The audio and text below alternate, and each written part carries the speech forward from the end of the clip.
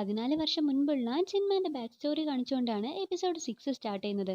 ഇത്രയും നേരം ജിയാനെ കൊല്ലാനിട്ട് ഓടിച്ചില്ലേ ബാബിലോണുകാര്, ആ ടീമിലൊരു ഉദ്യോഗസ്ഥനായിരുന്നു ജിൻമാനും. ഇവരും മിലിറ്ററിയുടെ ഒരു പാർട്ടാണ്, ശരിക്കും പറഞ്ഞ കൂലിപ്പട്ടാളക്കാര്. ജിൻമാൻ മാത്രമല്ല പാസിനും നേരത്തെ പറഞ്ഞ ബെയിലും മറ്റേ സോങ്ജു എന്ന് പറഞ്ഞ ആളും ഒക്കെ ഈ ടീമിലുണ്ടായിരുന്നു. ഇപ്പൊ ഇവര് ഒരു മിഷനിലാണ്. ഒരു ബിസിനസ്മാനെ ഇവർക്ക് സേഫ് ആയിട്ട് കൊറിയയിൽ എത്തിക്കണം. അതിനിടയ്ക്ക് വെച്ച് ഇവരെ കുറെ പേര് അറ്റാക്ക് ചെയ്യാണ്. ഇവരും അങ്ങോട്ടും ഇങ്ങോട്ടും വെടിവെച്ചോണ്ടിരിക്കുന്നുണ്ട്. മറ്റൊരിടത്തും ദേ പൊരിഞ്ഞ ഫൈറ്റ് ആയിരുന്നു. സോങ്ജുവിനെ ഒരാൾ ഇത് ഇപ്പൊ ഷൂട്ട് ചെയ്യുന്ന മറ്റു നിൽക്കാം. അപ്പോഴേക്കും സോങ്ജുവിന്റെ കൂടെ ഉണ്ടായിരുന്ന ഒരു പയ്യൻ വന്ന് അയാൾ വെടിവെച്ചിരുന്നു. ഹാവു ആശ്വാസം, ഇനി എന്നെ രക്ഷിച്ചല്ലടാ, താങ്ക്സ് എന്നൊക്കെ പറഞ്ഞിട്ട് സോങ്ജു എണിക്കാണ്. നോക്കുമ്പോ ആ കുറച്ച് പേര് തോക്കും ചൂണ്ടിക്കൊണ്ട് അവർക്ക് നേരെ വരുന്നു. ഇനിയിപ്പോ എന്താ ചെയ്യാ, സറണ്ടർ ചെയ്യാന്ന് പറഞ്ഞിട്ട് നിൽക്കുമ്പോഴാണ് വേറൊരാള് വന്നിട്ട് അവരെല്ലാം ഷൂട്ട് ചെയ്തിരുന്നത്. അത് ബെയിലായിരുന്നു. ആഹാ എന്താ ടൈമിങ്, കലക്കിട്ടാ എന്നൊക്കെ പറഞ്ഞിട്ട് സോങ്ജു അവനിങ്ങനെ പ്രശംസിക്കുന്നുണ്ട്. അപ്പോഴാണ് ആ വില്ലന്മാരിലൊരുത്തൻ മാത്രം ചാവാതിരിക്കുന്നത് ഇവർ ശ്രദ്ധിക്കുന്നത്.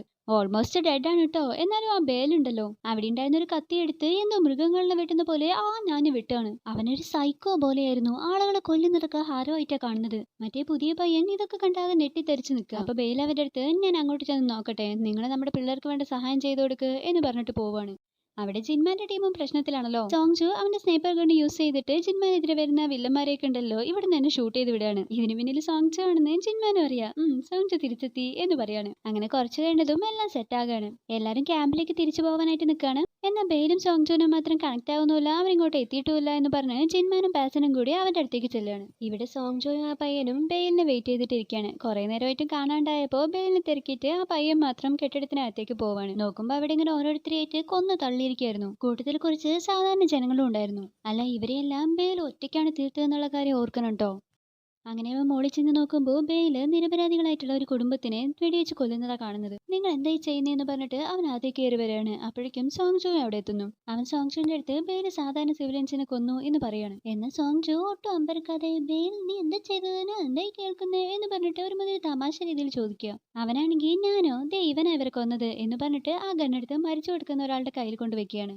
ഓഹോ, അപ്പൊ ഈ കഥയാണ് നമ്മൾ ബാക്കി എല്ലാവരുടെ പറയേണ്ടത്. അല്ല അപ്പൊ ഇവന്റെ കാര്യമോ? സോങ്ജു അങ്ങനെ പറഞ്ഞതും ആ പയ്യനാകെ നെട്ടിയിട്ട് സോങ്ജുനെ നോക്കുകയാണ്. അടുത്ത സെക്കൻഡില് സോങ്ജു ദേ അവനെ ഷൂട്ട് ചെയ്തിടുന്നു. കുറച്ചു നേരത്തെ സ്വന്തം ജീവൻ രക്ഷിച്ച ആളാണ് കേട്ടോ, ഒറ്റ സെക്കൻഡിൽ അവൻ തീർത്തു കളഞ്ഞത്. ശബ്ദം കേട്ട് അവിടേക്ക് ജിൻമാനും വരുന്നു. എന്താ സംഭവിച്ചതെന്ന് ചോദിക്കുമ്പോ അവൻ ചെറുപ്പമല്ലേ, ഞാൻ പറഞ്ഞത് കേൾക്കാതെ നാട്ടുകാരെ രക്ഷിക്കാനെന്ന് പറഞ്ഞ് വേഗം ഓടിക്കേറിയതാ. അവന്മാർ ഇവരെ കൊന്നു കളഞ്ഞു എന്ന് പറഞ്ഞിട്ട് സോങ്ജു ഒരുമാതിരി കള്ളക്കണ്ണീർ ഒഴുക്കുക. അന്നേരം അവിടേക്ക് ഒരു ചെറിയ പയ്യൻ ഒരു ഗണ്ണുമായിട്ട് വരികയാണ്. ആ മരിച്ച കുടുംബത്തിൽ പെട്ടതാണെന്ന് തോന്നുന്നു. ജിൻമാൻ ആ പയ്യന്റെ അടുത്ത് പേടിക്കണ്ട, ഗണ്ണ് താഴെ വെക്കുക എന്നൊക്കെ പറഞ്ഞ് തുടങ്ങുമ്പോഴേക്കും ബെയിൽ അവിടെ നിന്ന് അവനെ ഷൂട്ട് ചെയ്യുന്നു. ജിൻമാന്റെ കൺമുന്നിൽ വെച്ച് തന്നെ ആ കൊച്ചു കുഞ്ഞിനെ ബെയിൽ കൊന്നിടുകയാണ്. വിറ്റ്നസിനെ ഒന്നും ബാക്കി വെക്കാൻ പാടില്ലല്ലോ എന്ന് പറഞ്ഞിട്ട് അവൻ ചിരിക്കുകയായിരുന്നു.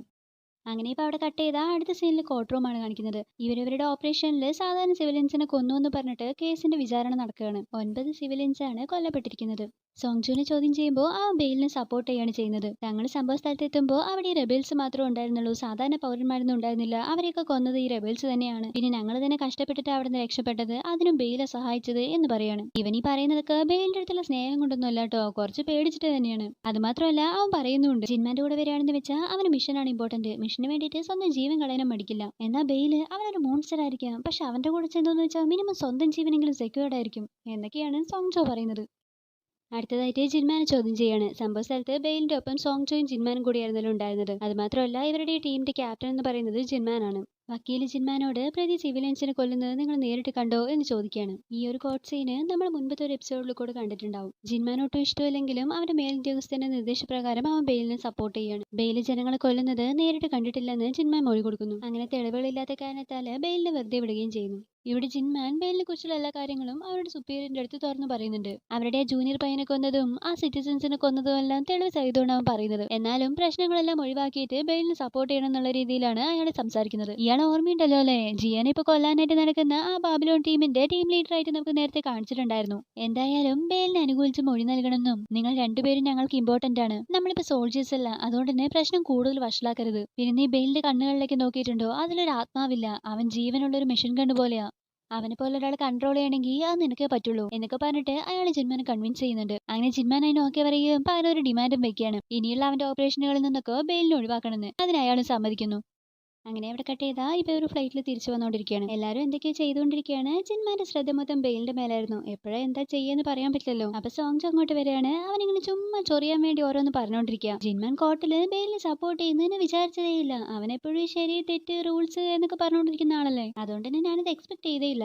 എന്ത് പറഞ്ഞാലും നമ്മളൊക്കെ ഒരു ഫാമിലി അല്ലേ. ജിൻമാൻ നമ്മുടെ അടുത്ത് ലോയലാണ് കേട്ടോ എന്നൊക്കെ പറയാണ്. ഇവന്റെ ഈ ഡയലോഗ് കേട്ടിട്ട് പാസിൻ നിനക്ക് അവിടെ എങ്ങാനും പോയി കിടന്നോടെ ചുമ്മാ നിന്ന് പൊലമ്പാണ്ട് എന്ന് പറയാണ്. മതിയോ കാര്യങ്ങള്. സോങ്ജു പോയി പാസിന്റെ അടുത്ത് മുട്ടാൻ തുടങ്ങി. ഡേ എനിക്കറിയാ ജഡ്ജിന്റെ വിധി നിനക്ക് അത്രയ്ക്ക് സഹിച്ചിട്ടില്ല എന്ന്. അപ്പൊ പാസിൻ അതേലോ, പക്ഷെ എനിക്ക് അതിനേക്കാൾ സഹിക്കാൻ പറ്റാത്ത ഇപ്പൊ നിന്റെ വായി നാറ്റോ. പോയി ആ ഇരട്ടകളുടെ പോയി കളിക്കാൻ നിൽക്ക് എന്ന് പറയാണ്. പോരെ ഒന്ന് രണ്ടും പറഞ്ഞ് രണ്ടാളും കൂടി അടിയാകാൻ തുടങ്ങി. പാസിന്റെ കത്തി എടുത്ത് അവന്റെ കഴുത്തിൽ വെച്ചിരിക്കുക. അടുത്ത നിമിഷം ആ രണ്ടു ടിൻസും സോങ്ജുവിന് സപ്പോർട്ട് ചെയ്യാനായിട്ട് വന്നു. ഇങ്ങനെ പോയി ശരിയായില്ലെന്ന് പറഞ്ഞിട്ട് ജിൻമൻ അവർ രണ്ടാളത്തും സീറ്റിൽ പോയി ഇരിക്കാനായിട്ട് പറയാണ്. എന്നാ ആര് കേൾക്കാൻ വാടാ ഒരു കൈ നോക്കിട്ടെന്നെ കാര്യം എന്ന് പറഞ്ഞ് നിൽക്കുകയാണ് രണ്ടുപേരും. അപ്പതേ ബെയില് സോങ്ജു സീറ്റിൽ പോയിരിക്കുക എന്ന് പറയാണ്.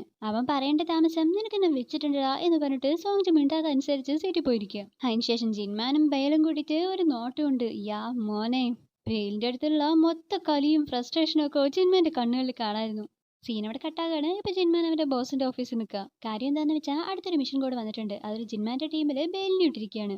നേരത്തെ ഇയാൾ വാക്ക് കൊടുത്തതാണല്ലോ ജിൻമാന്റെ ടീമിൽ ബെയിലിന് കയറ്റില്ലെന്ന്. ജിൻമാൻ ചോദിക്കുമ്പോൾ ഇത് കുറച്ച് വലിയ മിഷനാണ്, നിങ്ങൾ രണ്ടാളും കൂടി പോയാലേ ശരിയാകത്തുള്ളൂ, എനിക്ക് മേലിന്ന് പ്രഷർ ഉണ്ട് എന്ന് പറയാണ്. ചൈനയിൽ നിന്നുള്ള ഒരു വലിയ ഡ്രഗ് ഡീലേഴ്സാ, അത് ഇവനാണ് അതിന്റെ ലീഡർ. ബെയിൽ അവനെ കൊല്ലുന്നതിന് മുമ്പ് നീ ഇവന് ജീവനോട് പിടിക്കണം. പിന്നെ ഈ ഓപ്പറേഷൻ ഏരിയയിലൊന്നും സാധാരണ ജനങ്ങളില്ല, അതുകൊണ്ട് തന്നെ കഴിഞ്ഞ തവണത്തെ പോലെ പ്രശ്നങ്ങളൊന്നും ഉണ്ടാവില്ല. അത് മാത്രമല്ല നിന്റെ അടുത്ത മിഷനുകളിലൊന്നും ബെയിൽ ഉണ്ടാവില്ല എന്ന് വാക്ക് തരാണ്. ബെയിലും മാനേജ്മെന്റും രണ്ടുപേരും ഇക്കാര്യത്തിന് ഓക്കെ പറഞ്ഞിട്ടുണ്ട്. ഇത്തവണ നിനക്ക് എന്നെ വിശ്വസിക്കാം എന്ന് പറയാണ്.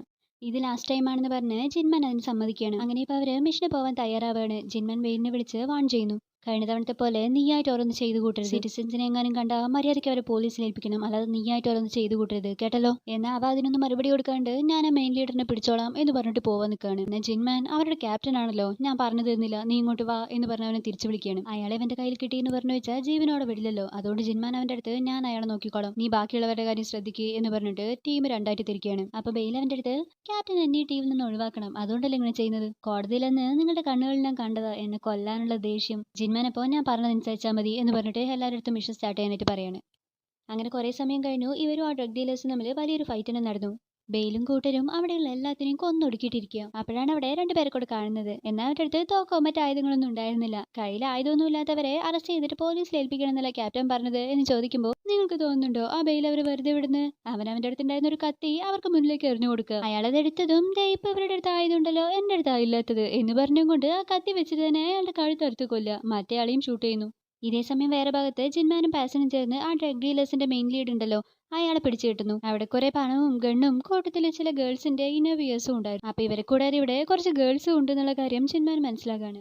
ഇതേ സമയം ഇവരും മിഷൻ കംപ്ലീറ്റ് ആയതറിഞ്ഞ് തിരിച്ചെല്ലാനായിട്ട് നിൽക്കുകയാണ്. അപ്പോഴാണ് സോങ്ജു ഒന്നുകൂടി അവിടെയെല്ലാം അരിച്ചു പേർക്കുന്നത്. വല്ല ക്യാഷോ ഡ്രഗ്സോ ഉണ്ടാകുമോ നോക്കായിരിക്കും. പക്ഷെ അപ്പോഴാണ് അവിടെ റൂമില് കുറച്ച് ഗേൾസിനെ കാണുന്നത്. അവർ ഈ പ്രശ്നങ്ങളുടെ കടയിൽ നല്ലോണം പേടിച്ചിട്ട് ഒളിഞ്ഞിരിക്കുകയായിരുന്നു. അവരിവരോട് ഞങ്ങളെ രക്ഷിക്കണം പ്ലീസ് എന്നൊക്കെ പറയാണ്. പക്ഷെ ആരുടെ മുന്നിലാ വന്ന് പെട്ടേ നോക്കിക്കേ. ആ ബെയിൽ ഇവരെ കണ്ടതും എന്തോ ഇരകളെ കണ്ട് സന്തോഷമായിരുന്നു അവന്. നിങ്ങൾ ഒന്നുകൊണ്ടും പേടിക്കണ്ട, അവിടെ തന്നെ ഇരുന്നോ, ഞങ്ങൾ ഇഷ്ടോളാം എന്ന് പറഞ്ഞുകൊണ്ട് ഒരു സെക്കൻഡ് പോലും അവ എക്സ്ട്രാ ആലോചിച്ചില്ല. ഒരു ബോംബ് എടുത്തുകൊണ്ട് അവൻ ആ റൂമിലേക്ക് ഇടുകയാണ്. ആ റൂമിനകത്ത് അവനെല്ലാവരും പൊട്ടിച്ചെതറാണ്. അവരുടെ രക്തവും ചിന്നിച്ചെതറിയ ശരീരഭാഗങ്ങളും ഒക്കെ ഒരുമാതിരി സൈക്കോയെ പോലെയാണ് അവൻ നോക്കുന്നത്. അപ്പോഴേക്കും അവിടേക്ക് ഈ ശബ്ദം കേട്ടിട്ട് ജിൻമാനും പാസിനും എത്തുകയാണ്. ഈ കാഴ്ച കണ്ട് ജിൻമാനാകെ വല്ലാണ്ടാകുകയാണ്. സോങ്ജു അവന്റെ അടുത്ത് നല്ല ഞങ്ങൾ വരുമ്പോഴേക്കും ഇതിങ്ങനെയൊക്കെ ആയിരുന്നു എന്ന് പറയാണ്. നീയലട ഇത് ചെയ്തതെന്ന് പറഞ്ഞ് ജിൻമാൻ ബെയിലിന് നേരെ പോവാണ്. അവമല്ലേ അവന്റെ പോക്കറ്റിൽ നിന്ന് ഗണ്ണെടുക്കാനായിട്ട് നിൽക്കുന്നു. പക്ഷെ അതിലും വേഗം ജിൻമാൻ അവന്റെ ഗണ്ണെടുത്ത് ബെയിലിന് നേരെ ചൂണ്ടുകയാണ്. കൂടെ പാസിനും ഉണ്ട്.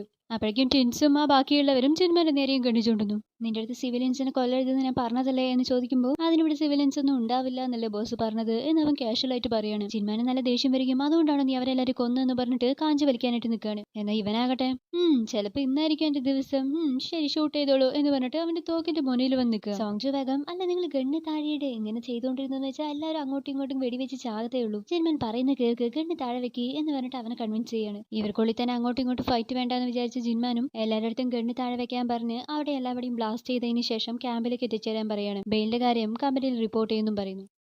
അങ്ങനെ അവർ ആ ബിൽഡിങ്ങിന്റെ എല്ലാ ഭാഗത്തും ബോംബുകൾ സെറ്റ് ചെയ്തിട്ട് ആ പ്രതിനിധിയും കൂട്ടിയിട്ട് മടങ്ങി പോകാനായിട്ട് നിൽക്കുക. അന്നേരമാണ് ജിൻമാൻ നിന്നിരുന്ന റൂമിൽ അലമാരയ്ക്കകത്ത് ആരോ ഉള്ള പോലെ തോന്നുന്നു. അവൻ ചെന്ന് നോക്കുമ്പോൾ അതൊരു പെണ്ണായിരുന്നു. അത് നമ്മുടെ മിൻഹയായിരുന്നു. ഇവിടെ ആ പെൺകുട്ടികളുടെ കൂട്ടത്തിലുള്ളതാണ് തോന്നുന്നു. മിൻഹ ജിൻമാന്റെ അടുത്ത് നിങ്ങൾ എന്നെ കൊല്ലാൻ പോവാണെന്ന് വെച്ചാൽ പെട്ടെന്ന് കൊല്ലു എന്ന് പറയാണ്. അവൻ വേഗം അവന്റെ കോട്ട് എടുത്ത് അവൾക്ക് ഇട്ട് കൊടുക്കുക. കഴിഞ്ഞ തവണ ബെയില് അവന്റെ മുന്നിൽ വെച്ചിട്ടാണല്ലോ ഒരു കുഞ്ഞിനെ കൊന്നത്. അതുകൊണ്ട് തന്നെ ഇപ്പൊ ഇവളുമായിട്ട് പുറത്ത് പോകുന്നത് അത്ര സേഫ് അല്ലാന്ന് അവനറിയാം. സോ ജിൻമാൻ ഫസ്റ്റ് അവരെല്ലാവരും ബെയിലിനൊപ്പം ക്യാമ്പിലേക്ക് തിരിച്ചയക്കുകയാണ്. അതിനുശേഷം മാത്രമായിട്ട് വേഗം മിൻഹയുടെ അടുത്ത് എത്തുന്നു. ബോംബ് പൊട്ടാൻ ഇനി 10-15 മിനിറ്റ് മാത്രമേ ഉള്ളൂ. വേഗം പുറത്ത് കിടക്കണമെന്ന് പറഞ്ഞ് നിൽക്കുമ്പോഴാണ് ഇതേ മുന്നിൽ ബെയില്. ജിൻമാൻ ഒന്നും കാണാതെ അവരെയൊക്കെ ഫസ്റ്റേ പറഞ്ഞു വിടില്ല എന്ന് അവൻ അറിയാലോ. ജിൻമാൻ ബെയിലിന്റെ അടുത്തേക്ക് ഷൂട്ട് ചെയ്തുകൊണ്ട് വേഗം അവളെയും കൊണ്ട് ഓടുകയാണ്. ബെയിലുണ്ട് വിടാൻ രണ്ടുപേരും തമ്മിൽ നല്ലൊരു ഫൈറ്റ് നടക്കുന്നു. ജിൻമാൻ അവളുടെ അടുത്ത് വേഗം പുറത്തു പോകാനായിട്ട് പറഞ്ഞിട്ട് ബെയിലിനെ നേരിടാനായിട്ട് നിൽക്കുന്നു. അവനും പെട്ടെന്ന് വിട്ടുകൊടുക്കുന്ന ഒരു ടൈപ്പ് അല്ലല്ലോ. ബെയില് ജിൻമാന്റെ അടുത്ത് നിനക്കറിയോ ഞാനെന്തിനാ ഈ ടീമിലേക്ക് വന്ന് ജോയിൻ ചെയ്തെന്ന്? എനിക്ക് ആളുകളെ കൊല്ലുന്നത് ഭയങ്കര ഇഷ്ടമോ. ഇവിടെയാകുമ്പോ 1-2 സില്ലി റൂൾസ് അങ്ങോട്ട് ഫോളോ ചെയ്താൽ മതി. എത്ര പേരെ വേണമെങ്കിലും കൊല്ലാം, എത്ര വേണമെങ്കിലും അതിന് സമ്പാദിക്കുകയും ചെയ്യാം. നീയും വലിയ നല്ലവനൊന്നും അല്ലല്ലോ. നിങ്ങളും ആളുകളെ കൊന്നിട്ടല്ലേ പൈസ ഉണ്ടാക്കുന്നത്. പിന്നെന്ത് എന്റെ അടുത്ത് വന്ന് അവരെ കൊല്ലരുത് ഇവരെ കൊല്ലരുത് നിയമങ്ങൾ പാലിക്കണം അങ്ങനെ ഇങ്ങനെയൊക്കെ പറയുമ്പോ എന്റെ കൂടെയുള്ളത് ശത്രുവാണോ മിത്രമാണോ എന്നൊന്നും ഞാൻ നോക്കാറില്ല. അങ്ങനെ പറഞ്ഞുകൊണ്ട് അവൻ കയ്യിലുള്ള കത്തിയെടുത്ത് ജിൻമാനെ അറ്റാക്ക് ചെയ്യാൻ തുടങ്ങി. ഇനി വെറും 4 മിനിറ്റുകൾ മാത്രമേ ഉള്ളൂ കേട്ടോ ബോംബ് പൊട്ടാൻ. പിന്നീട് ഇവർ തമ്മിൽ പോരിന്റെ ഫൈറ്റ് ആയിരുന്നു. രണ്ടുപേരും പരസ്പരം കുത്തുന്നുമുണ്ട്. അവസാനം ബെയില് ജിൻമാനെ വീഴ്ത്തിയിട്ട് കത്തി കൊണ്ട് ആഞ്ഞു കുത്താനായിട്ട് നിൽക്കുമായിരുന്നു. പെട്ടെന്നാണ് പുറകെ നിന്നൊരു ഷൂട്ട്. ബെയിലിന്റെ കണ്ണിൽ തുളച്ചിട്ടാ ബുള്ളറ്റ് പോയത്. അത് മിൻഹയായിരുന്നു. പാവം ജിൻമാനെ രക്ഷിക്കാൻ വേണ്ടിയിട്ട് എങ്ങനെയൊക്കെ ഷൂട്ട് ചെയ്തതാ. പേടിച്ച് വരച്ചിട്ടാ നിൽക്കുന്നത്. ജിൻമാൻ വേഗം അവന്റെ മേലെ കയറി ഇരുന്നിട്ട് വീണ്ടും അവന് കുത്തുകയാണ്. അപ്പൊ ഈ ബെയില് പറയാ നീ ഇപ്പൊ പോവുകയാണെങ്കിൽ എന്നെ കൊന്നിട്ട് പോണം. ഞാനെങ്ങാനും ജീവനോടെ ഉണ്ടായാൽ നിന്നെ മാത്രമല്ല നിന്റെ കുടുംബത്തോടെ ഞാൻ കൊല്ലും. നിനക്ക് വേണ്ടപ്പെട്ടവര് നിന്റെ സുഹൃത്തുക്കള് നിന്റെ കുടുംബം എല്ലാവരെയും കൊന്ന് അവസാനം മാത്രമേ ഞാൻ നിന്റെ ജീവൻ എടുക്കുള്ളൂ. അതുകൊണ്ട് നീ എന്നെ കൊന്നിട്ട് മാത്രമേ ഇവിടുന്ന് പോവാവൂ. ജിൻമാന് നല്ല ദേഷ്യം വന്ന് അവൻ അവിടെ ഉണ്ടായിരുന്ന ഗണ്ണെടുത്ത് അവനെ ഷൂട്ട് ചെയ്യാണ്. പക്ഷെ അതിൽ ബുള്ളറ്റ് കഴിഞ്ഞിട്ടുണ്ടായിരുന്നു. മിൻഹ അവന്റെ അടുത്ത് വേഗം പുറത്തു പോകാനായിട്ട് പറയാണ്. കാരണം ബോംബ് പൊട്ടാൻ ഇനി അധിക സമയമൊന്നും ഉണ്ടായിരുന്നില്ലല്ലോ. ഇവനും ഇനി രക്ഷപ്പെടാനൊന്നും പോകുന്നില്ലല്ലോ എന്ന് പറഞ്ഞ് ജിൻമാനും മിൻഹയും വേഗം പുറത്തേക്ക് പോകുന്നു. ഏതാനും സെക്കൻഡുകൾക്കുള്ളിൽ തന്നെ ആ ബിൽഡിംഗ് മൊത്തം പൊട്ടിത്തെറിക്കുകയാണ്. ഇതോടെ ബെയിലിന്റെ കഥയും തീർന്നിട്ടുണ്ടാകുന്നാണ് അവർ വിചാരിക്കുന്നത്. സീൻ അവിടെ കട്ട് ചെയ്താ ഇപ്പൊ ജിൻമാനെ ചോദ്യം ചെയ്യാണ്. ബെയിലിന് എന്ത് പറ്റിയെന്ന് അവിടെ ബോധിപ്പിക്കണമല്ലോ. ജിൻമാൻ അവരുടെ അടുത്ത് ഞങ്ങൾ മിഷൻ കംപ്ലീറ്റ് ചെയ്ത് ബോംബ് സെറ്റ് ചെയ്ത് തിരിച്ചു വരാൻ നിൽക്കായിരുന്നു. അപ്പോഴാണ് അതിനകത്ത് കുറച്ച് പേരെ കൂടെ കണ്ടത്. ഞാനും ബെയിലും ചേർന്ന് അവർ അറ്റാക്ക് ചെയ്യാൻ പോയതായിരുന്നു. പക്ഷെ എനിക്ക് മാത്രം അവിടെ നിന്ന് രക്ഷപ്പെടാൻ കഴിഞ്ഞത്. ബ്ലാസ്റ്റ് നടന്ന ടൈമിൽ ഞാൻ ഡോറിനരികിലായിരുന്നു. അതുകൊണ്ട് എനിക്ക് പെട്ടെന്ന് പുറത്തേക്ക് എടുക്കാൻ പറ്റി. അവന്റെ ബോഡിയും ഞങ്ങളെ കൊണ്ട് കളക്ട് ചെയ്യാൻ പറ്റിയില്ല എന്ന് പറയാണ്. ജിൻമാൻ പറയുന്നൊന്നും സത്യമല്ല എന്ന് അങ്ങേർക്കും അറിയാം. എന്നാലും ശരിവെച്ച് വിടുകയാണ്. അതിനുശേഷം ജിൻമാൻ അങ്ങേരെ കണ്ട് തനിക്കൊരു ബ്രേക്ക് വേണമെന്ന് പറഞ്ഞ് ഒഫീഷ്യലായിട്ട് അവന്റെ ഗണ്ണെല്ലാം തിരിച്ചു കൊടുത്ത് ലീവിൽ പറഞ്ഞിട്ട് പോവാണ്. ജിൻമാൻ അവിടെ നിന്ന് പോയതിനു ശേഷം അയാൾ ആരെയോ വിളിച്ചിട്ട് ജിൻമാന്റെ മേലെ എപ്പോഴും ശ്രദ്ധ വേണമെന്ന് പറഞ്ഞിട്ട് ചിലരെ ഏൽപ്പിക്കുന്നുണ്ട്. പിന്നീട് ഇവര് ബെയിലിന്റെ വസ്ത്രങ്ങളും കുറച്ച് തിങ്സും എല്ലാം എടുത്ത് കത്തിച്ച് അവന്റെ ആത്മാവിന് വേണ്ടി പ്രാർത്ഥിക്കുകയാണ്. ബിൽഡിംഗ് മൊത്തം പൊട്ടിത്തെറിച്ചത് കൊണ്ട് ബെയിലിന്റെ ബോഡി ഇവർക്ക് കളക്ട് ചെയ്യാനായില്ലല്ലോ. അതുകൊണ്ട് അവന്റെ ഡ്രസ്സുകളെല്ലാം കത്തിച്ച് അവന് വേണ്ടി പ്രാർത്ഥിക്കുകയാണ്. സോങ്ജി ജിൻമാന്റെ അടുത്ത് നീ ഒരു ബ്രേക്ക് എടുത്തിട്ട് പോവാണെന്ന് കേട്ടു. കാര്യം നമ്മൾ കുറച്ച് മുമ്പ് അങ്ങോട്ടും ഇങ്ങോട്ടും ഷൂട്ട് ചെയ്യാൻ വരെ നിന്നതാണ്. എന്നാലും നമ്മൾക്ക് ഒരു ടീം തന്നെയല്ലേ. നീ വേഗം വാ, നമുക്കെല്ലാം കൂടി ഒരുമിച്ച് വർക്ക് ചെയ്യണം എന്നൊക്കെ പറഞ്ഞിട്ട് ജിൻമാന്റെ ഒപ്പം വീണ്ടും കമ്പനിയാവാണ്. ആർക്കും വലിയ സന്തോഷമൊന്നും കാണുന്നില്ല. അങ്ങനെ ഇപ്പൊ ജിൻമാൻ അവന്റെ വീട്ടിലേക്ക് മടങ്ങുകയാണ്. പോകുന്ന വഴിയിൽ അവന്റെ ചേട്ടനെ വിളിച്ചിട്ട് താൻ വരുന്നുണ്ടെന്നുള്ള കാര്യം പറയാണ്. ഹലോ ഞാൻ ജിൻമാനാണ് എന്ന് പറഞ്ഞതേ ഉള്ളൂ. അതേ അപ്പുറത്തെ സൈഡിൽ നിന്ന് മുട്ടൻ തേറി. ഇത്രയും കാലം നീ എവിടെയായിരുന്നടാ, നീക്ക് ഇവിടെയുള്ളവരെ കുറിച്ച് വല്ല ബോധമുണ്ടോ? 8 വർഷമായി അവനൊന്ന് വിളിച്ചിട്ട് എന്ന് പറഞ്ഞിട്ട് ചേട്ടൻ നല്ല വയലന്റ് ആവാണ്. എന്നാൽ ജിൻമാൻ ഒന്നും മൈൻഡ് ചെയ്യാണ്ട് കൂളായിട്ട് ആന തിരിച്ചു വന്നോണ്ടിരിക്കുക. വീട്ടിലേക്ക് പെട്ടെന്ന് തന്നെ എത്തും എന്ന് പറഞ്ഞിട്ട് പോവാണ്. അപ്പൊ ജിൻമാൻ ഈ പണിയിൽ ജോയിൻ ചെയ്തതിനു ശേഷം വീട്ടിലേക്ക് പോയിട്ടേ ഇല്ലെന്നുള്ള കാര്യം നിശ്ചയം. അങ്ങനെ ജിൻമാൻ വർഷങ്ങൾക്ക് ശേഷം അവന്റെ വീട്ടിലെത്താണ്. ദേ അവനെയും കാത്ത് മൊത്ത കുടുംബം വെയിറ്റ് ചെയ്യാ. അവരെ ചേട്ടൻ ചേട്ടത്തി അമ്മ പിന്നെ നമ്മുടെ കുട്ടി ചെയ്യാനും. അങ്ങനെ ഫാമിലി ആയിട്ട് കുറച്ച് ഹാപ്പി മൊമെന്റ്സ് പോയിക്കൊണ്ടിരിക്കുക. അപ്പോഴാണ് അതേ മറ്റൊരു ഭാഗത്ത് ഒരു വലിയ മലനിരകളുടെ മുകളിൽ നിന്നിട്ട് സോങ്ജോ അവന്റെ ഷൂട്ടിംഗ് പ്രാക്ടീസ് ചെയ്തുകൊണ്ടിരിക്കുക. അപ്പോഴാണ് അവിടേക്ക് ഒരാൾ വരുന്നത്. അതെ അത് ബെയിലായിരുന്നു. ആ ദുഷ്ടൻ ഇപ്പോഴും ജീവനോടെ ഉണ്ട്. അങ്ങനെ ഈ സീനോട് കൂടിയിട്ടാണ് ഈ എപ്പിസോഡ് അവസാനിക്കുന്നത്. അപ്പൊ ബാക്കിയുള്ള കഥ നമുക്ക് അടുത്ത എപ്പിസോഡിൽ കാണാം. Thank you for watching friends.